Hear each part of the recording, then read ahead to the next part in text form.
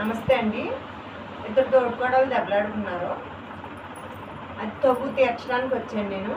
ఇప్పుడు ఈ తగు తీర్చడంలో ఎలా ఉంటుందో మీరే చూడండి. అమ్మా లక్కీ గారు రండి. నమస్తే మేడం. కూర్చోండి. ఈ సమస్య ఏంటి అసలు? మీ ఇద్దరు ఎందుకు దెబ్బలాడుకుంటున్నారు? మా తోడుగోళ్ళు మా ఆయన నన్ను కొడుతున్నప్పుడు ఇప్పుడు నా వంక చూసి నవ్వుతుందండి. మా ఆయన కొట్టినప్పుడు కూడా నాకు అలా అనిపిస్తుంది. మా తోడుగోళ్ళు నవ్వినప్పుడు నాకు బాధ వచ్చేస్తుంది. ఎందుకు బాధపడుతున్నావు? నువ్వు నవ్వుతే నవ్వుకోని, తను నవ్వుతే నీకేమైంది?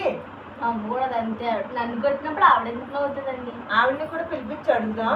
మీరు కంగారు పడతారు. రమ్య గారు ఇట్రండి. నమస్తే మేడం. కూర్చోండి. ఏంటి అసలు మీ ఇద్దరు గొడవ ఏంటి? ఏంటమ్మా వాళ్ళు మూడు పిల్లలు దెబ్బలాడుకుంటే నువ్వు నవ్వుతున్నావంట. నవ్వాల్సిన పని ఏంటి నీకు?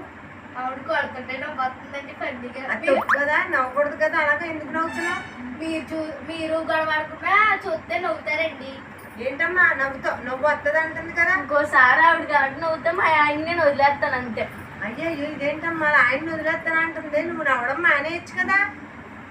మరి నాకు నవ్వు వస్తుందండి వాళ్ళిద్దరు కొట్టుకుంటే.